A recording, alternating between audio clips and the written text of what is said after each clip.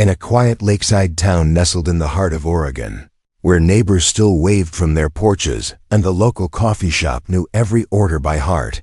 Daniel Whitmore was a name everyone recognized. He owned a modest landscaping business that serviced the wealthier homes near the lake, and his warm smile made him a favorite among both clients and townspeople. With his neatly combed hair, crisp shirts, and polished manners, Daniel appeared to be the kind of man mothers trusted and daughters admired. He lived in a charming two-story house with a white picket fence, the kind of place people imagined when they thought of the American dream. No one ever suspected that behind the well-maintained hedges and friendly greetings, something sinister would one day unfold. When Daniel met Claire Henderson, it felt like something out of a movie. Claire had moved to town only a year earlier, taking a job as a kindergarten teacher at the local elementary school. She had soft eyes, an easy smile, and a gentle way about her that made both children and adults feel safe. She kept to herself, rarely attending social gatherings, but over time, she became a quiet fixture in the community. People would see her walking to school with her lunchbox tucked under one arm, or reading a book alone at the lake. She was reserved, but kind, and those who got close to her said she was thoughtful and deeply empathetic. When the news broke that Daniel and Claire were dating, it was met with unanimous approval. Locals said they balanced each other perfectly, his confidence and her gentleness, his energy and her calm. They were seen together often, but never in an exaggerated or performative way. Their love seemed sincere. Whether they were picking out vegetables at the farmer's market or holding hands during Sunday services, they looked like a couple built on real connection. Within 6 months of dating, Daniel proposed, and Claire said yes. The wedding was small but beautiful. Held at the lakeside chapel on a bright spring afternoon, the ceremony featured wildflowers, soft music, and heartfelt vows. Daniel delivered a touching speech at the reception, his voice cracking as he described how Claire had changed his life. He said he had always believed he was meant to walk alone until he met her, and now he couldn't imagine life without her. Their first dance under twinkling lights drew quiet tears from guests. It was, by all appearances, a perfect day. Claire looked radiant in her simple lace gown, and Daniel never took his eyes off her. The couple spent their honeymoon in a cozy cabin near the state border, surrounded by pine trees and silence. They posted a few photos online, Daniel grinning beside a campfire, Claire sipping coffee wrapped in a blanket. Just a week after they returned, tragedy struck. News spread like wildfire that Claire had died during a hiking trip. Daniel told police she lost her footing on a steep trail and fell to her death. He sounded devastated. He claimed he had tried to reach her, but it was too late. The town went into collective mourning. At the school where Claire taught, parents and students left flowers at the gate. The chapel bells rang for her funeral, and mourners overflowed into the parking lot. But behind the tears, some people began to whisper. Something didn't sit right. Claire was always careful. Why would she wander near a dangerous edge? Why was Daniel already contacting insurance agents just days after the funeral? The perfect couple was no longer a story of love. It was slowly becoming something darker, something no one in that quiet town ever expected. Asterisk. The morning after Claire's lifeless body was recovered from the base of the cliff, Daniel appeared at the local police station, pale and composed. He explained in a flat, emotionless tone that they had gone on a scenic hike to celebrate their one-week wedding anniversary. The trail, according to him, had always been on their bucket list. He said Claire was admiring the view when she slipped on some loose rocks and fell. His version of events was straightforward. He claimed he ran down the trail to try to reach her, but by the time he got to the bottom, she was already gone. Initially, the authorities accepted his story. The area where the incident occurred, known as Foxridge Point, was remote and treacherous. There had been accidents there before.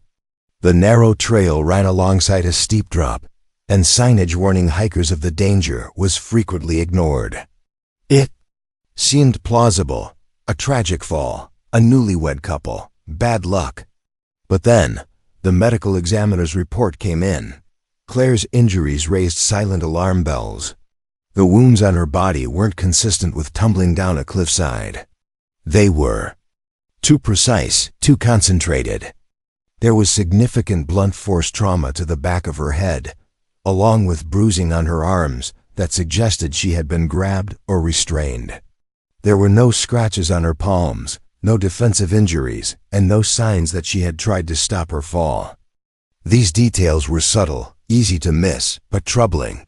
Even more troubling was Daniel's behavior after the fall. Emergency services noted the calmness in his voice when he made the 911 call. He didn't sound panicked or shaken, just flat.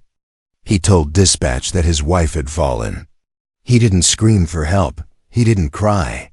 When first responders arrived, he stood off to the side, arms crossed, answering questions mechanically. Later that day, while police were still filling out reports, Daniel called Claire's life insurance company. The policy had been updated just weeks before the wedding. Claire, perhaps without understanding the full implications, had signed new documents making Daniel the sole beneficiary of a $750,000 payout. Investigators discovered that the paperwork had been prepared and mailed from a private insurance office where Daniel had a contact. The timing was suspicious, to say the least. Claire had no history of health issues, no known enemies, and no history of mental illness. Nothing explained why she would suddenly fall to her death, unless someone else had planned it. Detectives began quietly re-examining the timeline. They retrieved surveillance footage from nearby gas stations and roadside cameras. In one clip, Daniel's car was seen parked alone outside a convenience store near the trail, nearly 4 hours before he claimed the accident occurred. That meant either he had the timeline wrong, or he was lying. Further, a store clerk remembered Daniel coming in alone that morning to buy a bottle of water and a protein bar. He had no hiking gear with him, no mud on his boots, no backpack. Just clean clothes and a quiet demeanor. The cracks in the story grew wider. Claire's hiking gear was brand new, still stiff from the packaging. She hadn't even broken in the boots. It looked less like a couple's adventure and more like a setup.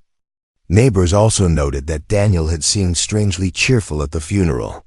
He smiled too much, offered small talk to guests, and spoke about moving on within days. Grief affects people differently, of course, but something about Daniel's reaction felt off. Behind the scenes, a quiet storm was brewing. What had at first seemed like a devastating accident was beginning to look like something far more deliberate. The man who told everyone he married for love might have been telling the greatest lie of all. Asterisk. Claire's sister Megan had always felt uneasy about Daniel, but she had tried to support Claire's decisions, trusting that her younger sister knew what was best. After Claire's sudden death, that quiet concern turned into a relentless need for answers.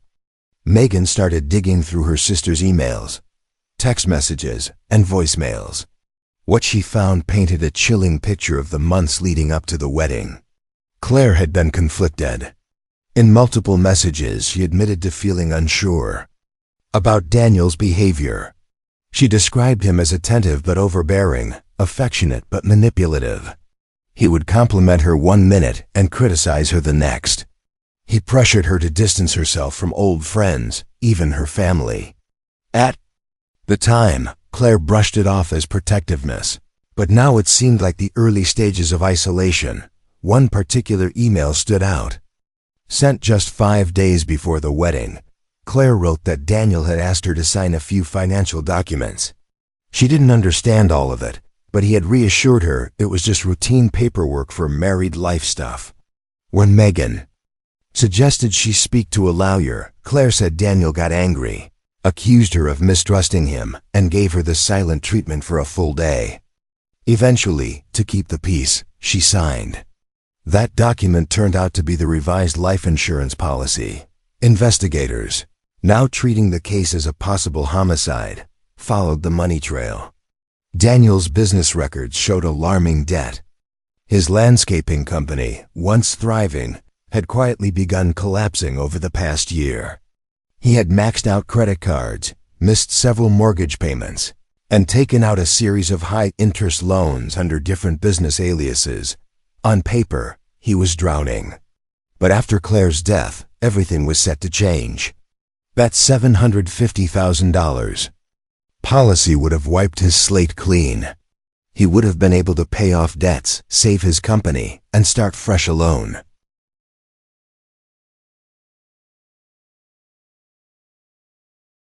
As detectives sifted through Daniel's digital footprint, more disturbing pieces came into focus.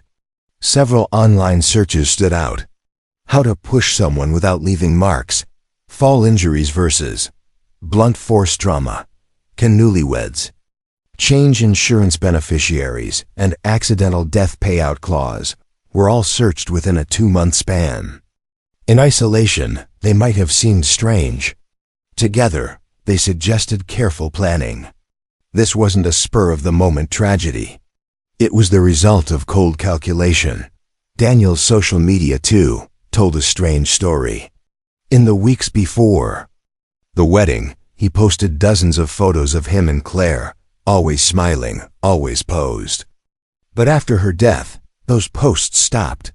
He didn't share a tribute or a message of mourning. Instead, his profile went quiet, almost as if he had completed something, not lost someone. He began deleting photos of her within a week. Friends who tried to comfort him described feeling dismissed, like their concern was an inconvenience. One friend said he mentioned, "At least she didn't suffer," with a tone that felt more rehearsed than sincere. The prosecution began to piece together a narrative of manipulation, deceit, and premeditated murder. Daniel, desperate and financially cornered, had seen Claire as a way out. He courted her, isolated her, rushed the wedding, secured the life insurance, and staged the accident. Every step was methodical. Every action pointed to motive. For Claire's family, the pain of her loss was now fused with horror. She hadn't died in a tragic accident. She had been lured into a false fairy tale and killed by the man who claimed to love her. The truth was more brutal than they could have ever imagined. And now, armed with mounting evidence, the authorities were preparing to make sure Daniel would never hurt anyone again. Daniel Whitmore was arrested quietly one morning at his home. There was no struggle, no outrage, no plea of innocence. He simply asked if he could change into a clean shirt and then followed the officers into the back of the police car. As news of the arrest spread through the town, the shock was immediate. The man who had once stood in front of his bride declaring undying love was now being charged with her murder. People who had admired him, who had attended the wedding, who had cried at Claire's funeral, began to feel a cold sense of betrayal. It felt like a performance had ended and the real story had finally begun. Inside the courtroom, the evidence painted a picture more horrifying than anyone expected. Prosecutors laid out Daniel's financial ruin, his manipulative behavior, and his obsessive control over Claire. They presented the internet search history, the life insurance policy updates, and the suspicious timeline of Claire's fall. Most damning was the surveillance footage showing Daniel at the gas station hours before the supposed time of the incident, looking calm and alone. It undercut his entire story and suggested a staged scene rather than a spontaneous accident. As the trial continued, more details emerged. Investigators had discovered that Daniel had previously dated a woman named Rachel 3 years earlier. That relationship had ended badly, with Rachel accusing Daniel of being emotionally abusive and financially manipulative. She came forward during the trial and testified about how he pressured her into co-signing loans, isolated her from her friends, and turned cold the moment she started questioning him. She had left him after finding out he was secretly gambling and lying about his income. While Rachel's case wasn't directly linked to Claire's death, it revealed a pattern Daniel didn't love. He calculated. Prosecutors also introduced voice messages Claire had saved on her phone. In one, Daniel's voice was low and angry, accusing her of not trusting him and threatening to call off the wedding if she didn't get in line. Another was a tearful message Claire left for her sister the night before the wedding. She sounded scared but determined to go through with it, saying she hoped things would be better after they were married. That message was played aloud in the courtroom. It left many in tears, while the prosecution methodically built its case. Daniel's defense team struggled to present a convincing alternative. They suggested the fall was accidental, that the searches were unrelated, and that Claire willingly signed the insurance policy as part of their future planning. But their arguments seemed flimsy against the growing mountain of evidence. Jurors watched Daniel's flat expressions, his lack of emotion, and his refusal to look at Claire's family. Throughout the trial, it all seemed to confirm what the prosecution claimed, that he lacked remorse because, in his mind, this had been a plan, not a loss. During closing arguments, the prosecutor described Claire as a kind-hearted woman who had been targeted, manipulated, and ultimately killed by someone she trusted most. He called Daniel's actions cold, calculated, and entirely deliberate. The courtroom sat in silence as the jury was sent out to deliberate. It took only 4 hours for them to return. Daniel was found guilty of first-degree murder. The judge sentenced him to life in prison without the possibility of parole. Claire's family wept quietly as the sentence was read. There was no joy in justice, only a grim sense of closure. Daniel remained emotionless, even as he was led away in handcuffs. The man who had claimed to marry for love had, in the end, revealed himself to be incapable of it.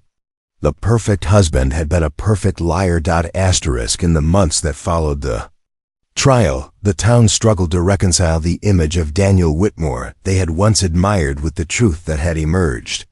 The man who had been trusted, respected, and even envied was now locked behind bars for one of the most cold-blooded crimes the region had ever witnessed. People found themselves replaying every interaction they'd had with him, wondering how they had missed the signs.